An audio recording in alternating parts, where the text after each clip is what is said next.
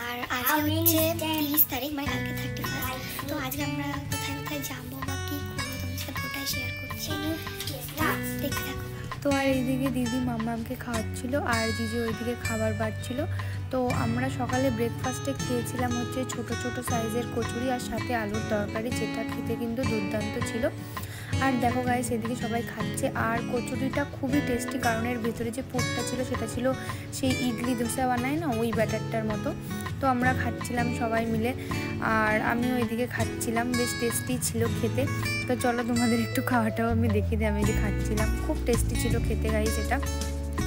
তো তারপর আমরা আস্তে আস্তে খাচ্ছিলাম, আর এদিকে আমার পাতে হঠাৎ করে একটা ল্যাংচা দিয়ে দিল, সেই শক্তিগড় থেকে আনা ল্যাংচা, যেটা আমি খেতে চাইনি, জোর করে দিয়ে দেওয়া হলো। তো আমাদের ব্রেকফাস্ট ডান।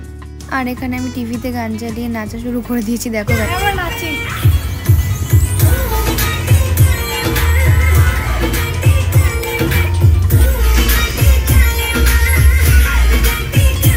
আর তারপর আমি রান্নাঘরে এসে দেখি সে কি কাণ্ড গাইস, দেখো জিজুর রান্না কমপ্লিট। এখানে করেছে এটা পাবদা মাছের ঝাল, যেটা খেতে জাস্ট দুর্দান্ত ছিল। তো তারপর আমি একটু ঢং করছিলাম, আর দেখো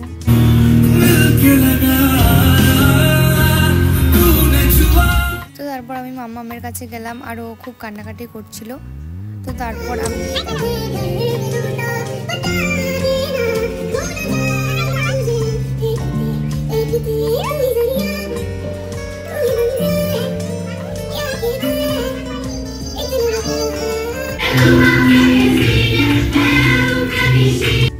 আমরা টিভিতে গান চালিয়ে একটু সবাই একসাথে বসে নাচ করছিলাম।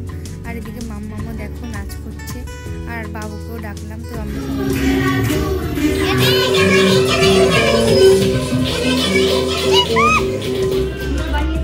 দেখো গাইস কি সুন্দর রান্না করেছে, পাবদা মাছের ঝোল, এটা ঝাল।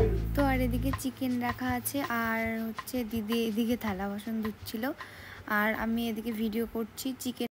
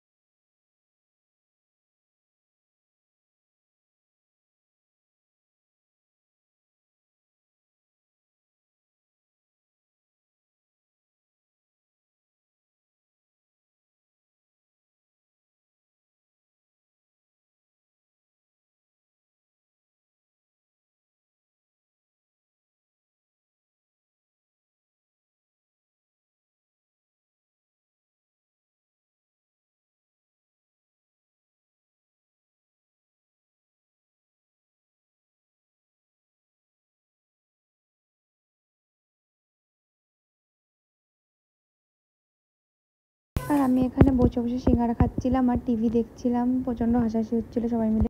তো তারপর আমরা রাতে সবাই মিলে ডিনার করতে চলে এলাম, আর রাতে আমরা খেয়েছিলাম চিকেন। তো সব মিলিয়ে আজকে আমাদের দিনটা খুব ভালো কাটলো।